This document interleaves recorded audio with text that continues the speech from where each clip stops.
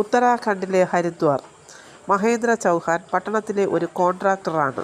അദ്ദേഹത്തിൻ്റെ ഒരേ ഒരു മകൻ പ്രഭാത് എന്നാണ് പേര്. അതുകൊണ്ട് കുഞ്ഞിലേ മുതൽ തന്നെ അവൻ ആഗ്രഹിക്കുന്നതെന്തും അവൻ്റെ മുൻപിലെത്തുമായിരുന്നു. പഠിത്തം പൂർത്തിയാക്കിയതിനു ശേഷം അച്ഛൻ്റെ കൂടെ ബിസിനസ്സിലേക്ക് തിരിഞ്ഞു. കുറച്ച് മാസങ്ങൾക്ക് ശേഷം അവൻ്റെ വിവാഹം റീജ എന്നു പേരുള്ള വിദ്യാസമ്പന്നയും സൗന്ദര്യവും ഒക്കെയുള്ള ഒരു പെൺകുട്ടിയുമായി നടന്നു. വിവാഹം കഴിഞ്ഞു രണ്ടുപേരും സന്തോഷത്തോടെ ജീവിച്ചു തുടങ്ങി. മറ്റുള്ളവർക്ക് എല്ലാം തോന്നിയിരുന്നു അവർ രണ്ടുപേരും ദൈവം പറഞ്ഞു വച്ചിരുന്നത് പോലെ ഒരാൾക്ക് മറ്റൊരാൾ എന്നതായി. പക്ഷേ ജീവിതത്തിലെ ഏറ്റവും വലിയ പരീക്ഷണം ആ സമയത്ത് അവർക്ക് നേരിടേണ്ടി വന്നു. പ്രഭാതിന് ഒരു പോരായ്മ ഉണ്ടായിരുന്നത് അവൻ ആളുകളെ വിലയിടുന്നത് അവരുടെ സമ്പത്ത്, പദവി എന്നിവ നോക്കിയാണ്. എന്നാൽ റീജ പറയുന്നത് ആളുകളുടെ പെരുമാറ്റം കൊണ്ടാണ് അവരെ വിലയിരുത്തേണ്ടത് എന്നാണ്. പക്ഷേ ഇത് പ്രഭാത് അംഗീകരിച്ചില്ല. ഒരു ദിവസം മഹേന്ദ്ര ചൗഹാൻ ഡെറാഡൂണിലുള്ള ഒരു സുഹൃത്തിനെ കാണാൻ വിചാരിച്ചിരിക്കുകയായിരുന്നു.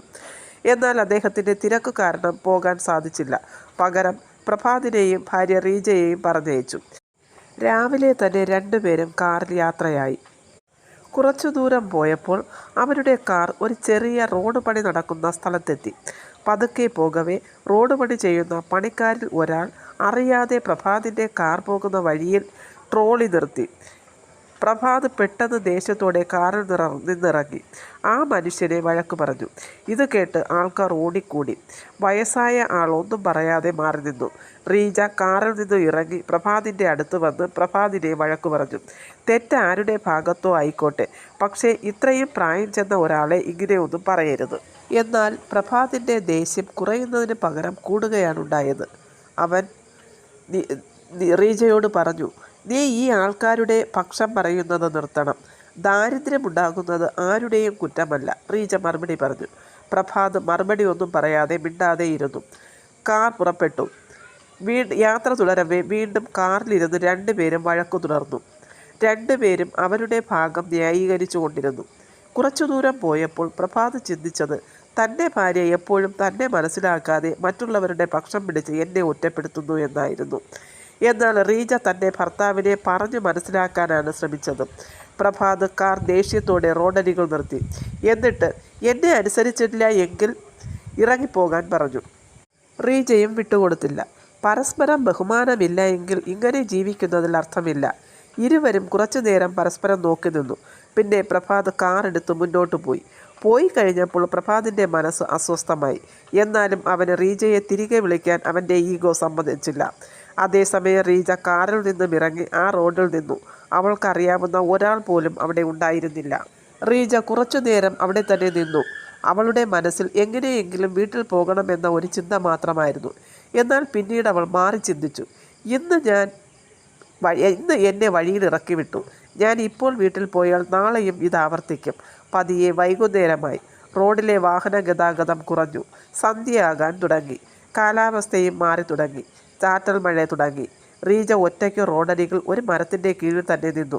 എന്തു ചെയ്യുമെന്ന് ചിന്തിച്ചു കൊണ്ടിരുന്നപ്പോൾ സൈക്കിളിൽ ഒരു പയ്യൻ അതുവഴി പോയി. അവൻ റീജയെ കണ്ടു. ഒറ്റയ്ക്ക് ഒരു സ്ത്രീ രാത്രിയിൽ പരിഭ്രമിച്ചു നിൽക്കുന്നത് അവൻ ശ്രദ്ധിച്ചു. അവൻ തിരികെ വന്നു. ആ പയ്യൻ്റെ പേര് വിക്രം എന്നായിരുന്നു. അവൻ അടുത്ത ഗ്രാമത്തിൽ സൈക്കിൾ നന്നാക്കുന്ന ഒരു ചെറിയ കട നടത്തുന്ന പയ്യനാണ്. അവൻ അടുത്തു വന്ന് ചോദിച്ചു, എന്താണ് ഇവിടെ ഒറ്റയ്ക്ക് നിൽക്കുന്നത്? ആദ്യം റീജ മറുപടി ഒന്നും പറഞ്ഞില്ല. വീണ്ടും ചോദിച്ചപ്പോൾ അവൾ എല്ലാ കാര്യവും വിക്രമിനോട് പറഞ്ഞു. ഈ സമയത്ത് ഇവിടെ ഒറ്റയ്ക്ക് നിൽക്കുന്നത് അപകടമാണ്. ഇവിടെ അടുത്താണ് എൻ്റെ വീട്. ഇന്ന് രാത്രി അവിടെ താമസിക്കാം. എന്നിട്ട് നാളെ രാവിലെ എന്താ വേണ്ടത് എന്ന് ആലോചിച്ച് നമുക്ക് തീരുമാനിക്കാം, വിക്രം പറഞ്ഞു. റീജയ്ക്ക് ഒരു പരിചയമില്ലാത്ത ഒരാളുടെ കൂടെ പോകുവാൻ ഭയമുണ്ടായിരുന്നു. പക്ഷേ അവളുടെ അടുത്ത് മറ്റൊരു വഴിയും ഇല്ലായിരുന്നു. വിക്രമിൻ്റെ മുഖത്ത് ഒരു നിഷ്കളങ്കത ഉണ്ടായിരുന്നു. അതുകൊണ്ട് റീജ അവൻ്റെ കൂടെ പോകുവാൻ തീരുമാനിച്ചു. അരമണിക്കൂർ കൊണ്ട് അവർ അവൻ്റെ ഗ്രാമത്തിലെത്തി. ആ ഗ്രാമം ചെറുതും ശാന്തവുമായിരുന്നു. അവിടെ അവൻ്റെ അമ്മ കമലാദേവി ഉണ്ടായിരുന്നു. കമലാദേവിയോട് അവൻ എല്ലാ കാര്യങ്ങളും പറഞ്ഞു. എല്ലാം കേട്ടതിന് ശേഷം കമലാദേവി റീജയെ അകത്തേക്ക് വിളിച്ചു. അവർ അവളെ സ്വന്തം മകളെ പോലെ നോക്കി. ആഹാരം കൊടുത്തു. കുറേ നേരത്തിന് ശേഷം റീജയ്ക്ക് തൻ്റെ കൂടെ ആരൊക്കെയോ ഉണ്ടെന്ന തോന്നലുണ്ടായി. ഒരു മുറിയിൽ കൊണ്ടുചെന്നിട്ട് സുഖമായി ഉറങ്ങാൻ പറഞ്ഞു. എന്നാൽ റീജയ്ക്ക് അന്ന് രാത്രി ഉറക്കം വന്നില്ല. അവൾ പ്രഭാതിനെക്കുറിച്ച് ആലോചിച്ചു കൊണ്ടു കിടന്നു. പിന്നീട് അവൾ ചിന്തിച്ചത് തൻ്റെ ജീവിതം ഇപ്പോൾ എങ്ങോട്ടാണ് പോകുന്നത്? പുറത്ത് വിക്രമും അമ്മയും കൂടി റീജയുടെ കാര്യം പറയുകയായിരുന്നു. എപ്പോഴാണോ റീജയ്ക്ക് ഇവിടെ നിന്നും പോകാൻ തോന്നുന്നത് അതുവരെ അവൾ ഇവിടെ തന്നെ നിൽക്കട്ടെ എന്ന തീരുമാനത്തിലെത്തി. പിറ്റേ ദിവസം രാവിലെ ഉറക്കമുണർന്നപ്പോൾ റീജയ്ക്ക് ആദ്യം താൻ ഇതെവിടെയാണെന്ന് ഓർമ്മ വന്നില്ല. പിന്നെ പതുക്കെ പതുക്കെ ഇന്നലത്തെ കാര്യങ്ങൾ ഓർമ്മ വന്നു. കുറച്ചു നേരം കഴിഞ്ഞപ്പോൾ റീജ മുറിയിൽ നിന്നും പുറത്തേക്ക് വന്നു. കമലാദേവി അടുക്കളയിൽ പാചകം ചെയ്യുകയായിരുന്നു. വിക്രം സൈക്കിൾ റിപ്പയർ ചെയ്യുന്നു. അവളെ കണ്ടപ്പോൾ അവർ രണ്ടുപേരും ചിരിച്ചു. പക്ഷേ അവർ തലേ ദിവസത്തെ കാര്യം ഒന്നും തന്നെ റീജയോട് ചോദിച്ചില്ല. അത് റീജയ്ക്ക് വലിയ ആശ്വാസമായിരുന്നു. കാപ്പി കുടിച്ചുകൊണ്ടിരുന്നപ്പോൾ കമലാദേവി പറഞ്ഞു, മോളെ, നിനക്ക് എത്ര നാൾ വേണമെങ്കിലും ഇവിടെ താമസിക്കാം. ഇത് നിന്റെ സ്വന്തം വീടാണെന്ന് കരുതാം. സ്വന്തം വീട്ടിൽ പോലും റീജയ്ക്ക് ഇത്രയും സന്തോഷമുണ്ടായിരുന്നില്ല. റീജ മനസ്സിൽ ചിന്തിച്ചു, ഇങ്ങനെ മറ്റുള്ളവരുടെ ചിലവിൽ ജീവിക്കാതെ എനിക്ക് സ്വന്തമായി എന്തെങ്കിലും ചെയ്യണം. അവിടെ പ്രഭാത് വളരെ ടെൻഷനിലായിരുന്നു. ദേഷ്യത്തിൽ കാറിൽ നിന്ന് ഇറക്കി വിടുകയും ചെയ്തു. അവൻ വിചാരിച്ചിരുന്നത് റീജ എങ്ങനെയെങ്കിലും വീട്ടിലെത്തുമെന്നായിരുന്നു. രാത്രി വൈകും തോറും അവൻ്റെ ദേഷ്യം കുറഞ്ഞു കുറഞ്ഞു വന്നു. അവൻ തിരികെ റീജയെ വിളിക്കാൻ പോയെങ്കിലും അവിടെ ആ സ്ഥലത്ത് ആരെയും കണ്ടില്ല. അവൻ വീട്ടിലുള്ള എല്ലാവരോടും നടന്ന കാര്യങ്ങൾ മുഴുവൻ പറഞ്ഞു. അവന് റീജ എങ്ങോട്ടായിരിക്കും പോയത് എന്ന് എത്ര ആലോചിച്ചിട്ടും പിടികിട്ടിയില്ല. അച്ഛൻ പ്രഭാതിനെ ഒരുപാട് വഴക്കു പറഞ്ഞു. നിന്റെ അഹങ്കാരവും വാശിയുമാണ് ഈ പ്രശ്നം ഇത്രയും വഷളാക്കിയത്. ഇനി കഴിഞ്ഞത് കഴിഞ്ഞു, എന്താണ് വേണ്ടതെന്ന് ആലോചിക്കാം. പ്രഭാത് റീജയെ കണ്ടുപിടിക്കാൻ പല വഴികളും നോക്കി. പക്ഷേ ഒന്നും ശരിയായില്ല. പതുക്കെ പതുക്കെ അന്വേഷണം കുറഞ്ഞു വന്നു. പക്ഷേ പ്രഭാതിൻ്റെ മനസ്സിൽ നല്ല കുറ്റബോധമുണ്ടായിരുന്നു. അവൻ്റെ മനസ്സ് എപ്പോഴും അവനെ കുറ്റപ്പെടുത്തി. ഞാൻ ചെയ്ത ഏറ്റവും വലിയ തെറ്റായിരുന്നു ഇത്. ഗ്രാമത്തിൽ റീജ ചെറിയ ചെറിയ ജോലി ചെയ്യണമെന്ന് തീരുമാനിച്ചിരുന്നു. കുറച്ച് നാളുകൾക്കുള്ളിൽ തന്നെ റീജ മനസ്സിലാക്കി വിക്രമും അമ്മയും വളരെ സാധുക്കളാണ് എന്ന്. വിക്രം രാവിലെ മുതൽ വൈകുന്നേരം വരെ കഠിനമായി അധ്വാനിക്കുന്നു. എന്നിട്ടും വീട്ടിലെ സാമ്പത്തികം വളരെ മോശമാണ്. ഒരു ദിവസം റീജ വിക്രമിൻ്റെ കടയിൽ പോയി. പക്ഷേ പണി ചെയ്യാൻ ഉപയോഗിക്കുന്ന ഉപകരണങ്ങളെല്ലാം വളരെ പഴയതായിരുന്നു. കടയിൽ ആളുകൾ ധാരാളമായി വരുന്നുണ്ടായിരുന്നു. ജോലി ചെയ്യുന്ന രീതി വളരെ പഴയതായിരുന്നു. കണക്ക് കൃത്യമായി സൂക്ഷിച്ചിരുന്നില്ല. റീജ വിക്രമിന് ചില നിർദ്ദേശങ്ങൾ നൽകി. പക്ഷേ വിക്രം വിചാരിച്ചത് ഇത് ശരിയാകില്ല എന്നായിരുന്നു. പിന്നീട് അവനത് അംഗീകരിച്ചു. ഏതാനും ആഴ്ചകൾക്കുള്ളിൽ കടയുടെ പ്രവർത്തനം മെച്ചപ്പെട്ടു. വരുമാനം മുമ്പത്തേതിനേക്കാൾ ഉയർന്നു. മുൻപ് കൂടുതൽ ആൾക്കാർ കടയിൽ വരാൻ തുടങ്ങി. റീജയ്ക്ക് നല്ല കഴിവുണ്ടെന്ന് വിക്രമിന് മനസ്സിലായി. ഒരു ദിവസം വൈകുന്നേരം റീജയോട് വിക്രമൻ ചോദിച്ചു, ബിസിനസ്സിനെക്കുറിച്ച് ഇത്രയും അറിവ് എവിടെ നിന്നും കിട്ടി? അതിന് മറുപടിയായി റീജ പറഞ്ഞു, അവളുടെ അച്ഛൻ പണ്ട് ഒരു ചെറിയ മെഷീൻ നിർമ്മാണ കമ്പനിയിലായിരുന്നു ജോലി ചെയ്തിരുന്നത്. കുഞ്ഞിലെ റീജ അച്ഛൻ്റെ കൂടെ വല്ലപ്പോഴുമൊക്കെ കടയിൽ പോകുമായിരുന്നു. അവിടെ നിന്നാണ് ഇതെല്ലാം പഠിച്ചത്. വിക്രം ശ്രദ്ധയോടെ എല്ലാം കേട്ടു. റീജ തുടർന്നു, ആദ്യം ചെറുതിൽ തുടങ്ങി പിന്നീട് നമുക്കത് വലുതാക്കാം. ഇപ്പോൾ റീജ വിക്രമിൻ്റെ മൂത്ത സഹോദരിയെ പോലെയായി. കമലാദേവിക്ക് മകളും. ഒരു ദിവസം റീജ ഗ്രാമത്തിന് പുറത്ത് ഒരു ഒഴിഞ്ഞ കെട്ടിടം കിടക്കുന്നത് കണ്ടു. കഴിഞ്ഞ കുറച്ച് മാസങ്ങളായി അത് അടച്ചിട്ടിരിക്കുകയായിരുന്നു. അതിൻ്റെ ഉടമസ്ഥൻ അത് വിൽക്കാൻ ശ്രമിച്ചുകൊണ്ടിരിക്കുകയാണ്. റീജ വിക്രമിനോട് പറഞ്ഞു, നീ അത് വാങ്ങണം. ഇത് കേട്ട് വിക്രം പൊട്ടിച്ചിരിച്ചു. ചേച്ചി എന്തറിഞ്ഞിട്ടാണ് ഇത് പറയുന്നത്? അവൻ സ്വപ്നത്തിൽ പോലും വിചാരിച്ചിട്ടില്ലായിരുന്നു ഇങ്ങനെ ഒരു വലിയ കെട്ടിടം വാങ്ങുന്നതിനെക്കുറിച്ച്. അപ്പോൾ റീജ പറഞ്ഞു, നമ്മൾ വലുതാകണമെങ്കിൽ വലിയ വലിയ സ്വപ്നങ്ങൾ കാണണം. നല്ലതുപോലെ കഠിനാധ്വാനവും ചെയ്ത് സത്യസന്ധമായി പ്രവർത്തിച്ചാൽ ഈ സ്വപ്നം യാഥാർത്ഥ്യമാകും. അവളുടെ കണ്ണുകളിൽ ആത്മവിശ്വാസമുണ്ടായിരുന്നു. ഇതിനു മുൻപ് അവൾ പറഞ്ഞത് സത്യമായിരുന്നെന്ന് അവൻ ഓർത്തു. അതുകൊണ്ട് തന്നെ അധികം ചോദ്യങ്ങളൊന്നും ചോദിക്കാതെ അവൾ പറഞ്ഞതുപോലെ ചെയ്യാൻ തീരുമാനിച്ചു. കുറച്ച് ദിവസങ്ങൾക്ക് ശേഷം അവർ ആ പഴയ വർക്ക്ഷോപ്പിൻ്റെ ഉടമയെ കാണാൻ തീരുമാനിച്ചു. ആ വർക്ക്ഷോപ്പിലെ മെഷീനെല്ലാം പൊടി പിടിച്ച് കിടക്കുകയായിരുന്നു. കെട്ടിടത്തിൻ്റെ അറ്റകുറ്റപ്പണികൾ ചെയ്യണമായിരുന്നു. റീജ അകത്ത് കയറി എല്ലാം കണ്ടു. അവൾക്ക് ആ സ്ഥലം ഇഷ്ടപ്പെട്ടു.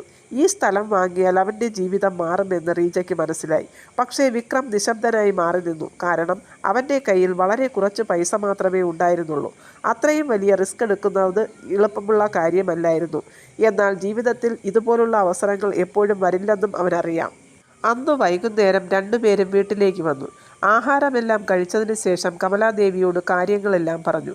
മുഴുവൻ കേട്ടതിന് ശേഷം കമലാദേവി പറഞ്ഞു, മോനെ, നമ്മൾ നല്ലതുപോലെ കഠിനാധ്വാനം ചെയ്യുകയും സത്യസന്ധമായി പെരുമാറുകയും ചെയ്താൽ ഈശ്വരൻ വഴി താനേ തുറന്നു തരും. കമലാദേവിയുടെ ഈ വാക്കുകൾ കേട്ടപ്പോൾ വിക്രമും റീജയും പരസ്പരം നോക്കി.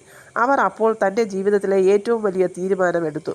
കുറച്ച് ദിവസങ്ങൾക്കുള്ളിൽ തന്നെ വിക്രമും റീജയും ആ വർക്ക്ഷോപ്പ് വളരെ കുറഞ്ഞ വിലയ്ക്ക് വാങ്ങി.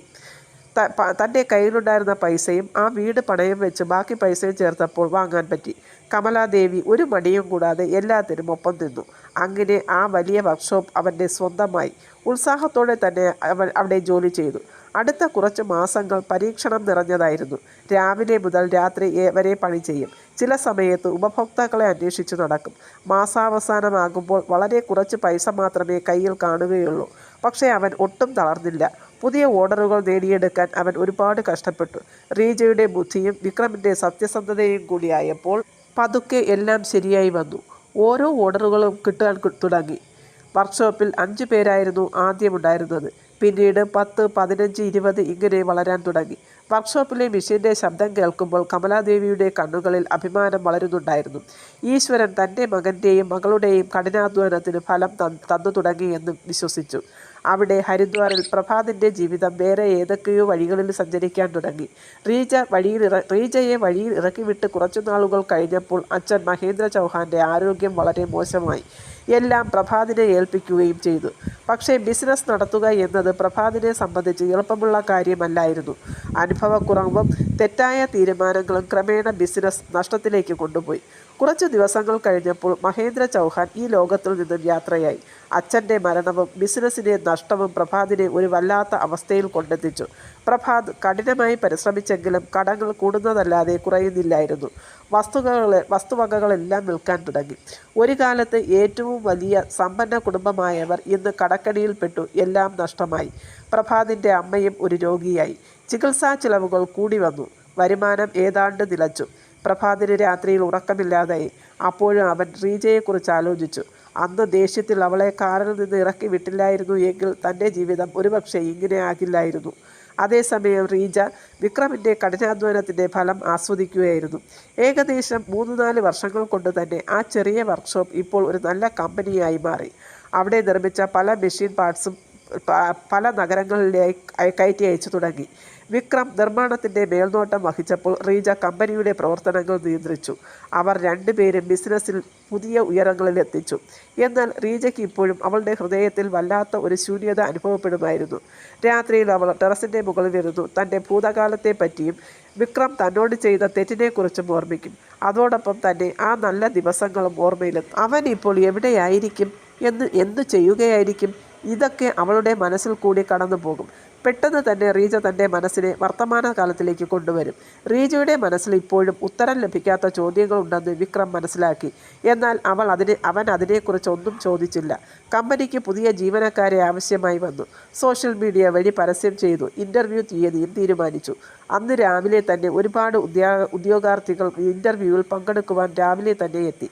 ക്യൂ നിൽക്കാൻ തുടങ്ങി. റീജ തൻ്റെ ക്യാബിനിൽ ഇരുന്ന് ഫയലുകൾ ഓരോന്നായി നോക്കാൻ തുടങ്ങി. പുറത്തുനിന്ന് ടോക്കൺ അനുസരിച്ച് ഓരോരുത്തരായി അകത്ത് കയറിക്കൊണ്ടിരുന്നു. ഉച്ചയോടെ മറ്റൊരു ഉദ്യോഗാർത്ഥിയുടെ പേര് വിളിച്ചു. ക്യാബിൻ വാതിൽ പതുക്കെ തുറന്നു. അകത്ത് കടന്നയാൾ സാധാരണ വേഷം ധരിച്ചിരുന്നു. അയാളുടെ മുഖത്ത് ഒരു ക്ഷീണമുണ്ടായിരുന്നു.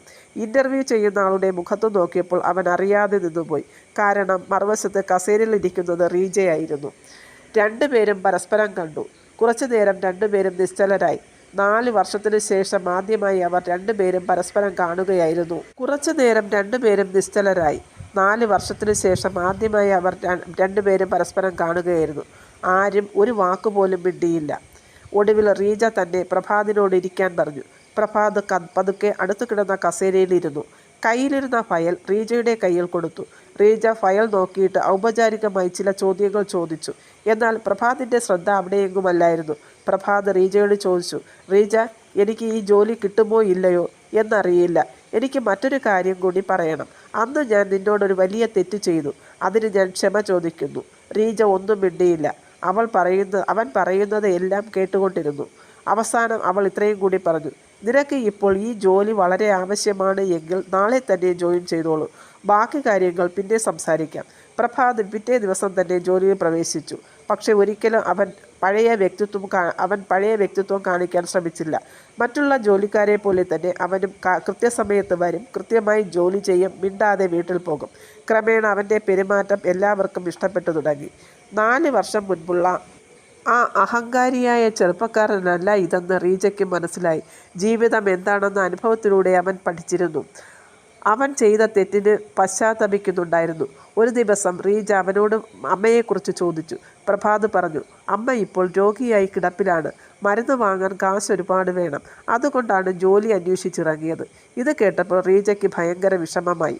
അനുഭവങ്ങൾ പ്രഭാതിനെ ഒരുപാട് മാറ്റിയെന്ന് റീജയ്ക്ക് മനസ്സിലായി. കുറച്ച് മാസങ്ങൾ പിന്നെയും കഴിഞ്ഞു. ഒരു ദിവസം കമ്പനി ജോലികൾ എല്ലാം കഴിഞ്ഞ ഒരു വൈകുന്നേരം റീജ ഓരോന്ന് ആലോചിച്ചു കൊണ്ടിരിക്കുകയായിരുന്നു.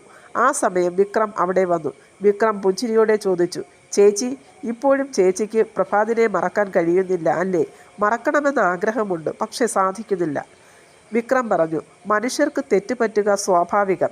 എന്നാൽ ആ തെറ്റ് തിരുത്തുമ്പോഴാണ് യഥാർത്ഥ മനുഷ്യർ ആകുന്നത്. പ്രഭാത് ഇപ്പോൾ ശരിക്കും തൻ്റെ തെറ്റ് മനസ്സിലാക്കി പശ്ചാത്തപിക്കുന്നുണ്ട്. അന്ന് രാത്രി റീജ ഉറങ്ങാതെ തൻ്റെ ഭൂതകാലത്തെയും വർത്തമാനകാലത്തെയും ആലോചിച്ചു. പ്രഭാതിനെ അവൾക്ക് ഒരിക്കലും വെറുക്കാൻ കഴിഞ്ഞില്ല. ഇപ്പോഴും ഒരു സ്നേഹമുണ്ടെന്ന് അവൾക്ക് മനസ്സിലായി. കുറച്ച് ദിവസങ്ങൾക്ക് ശേഷം റീജ പ്രഭാതിനെ തൻ്റെ ക്യാബിനിലേക്ക് വിളിച്ചു. പ്രഭാത് അകത്തേക്ക് വന്നു. പക്ഷേ അപ്പോഴും അവൻ്റെ മുഖത്ത് റീജയെ അഭിമുഖീകരിക്കാനുള്ള ഒരു വിഷമം ഉണ്ടായിരുന്നു.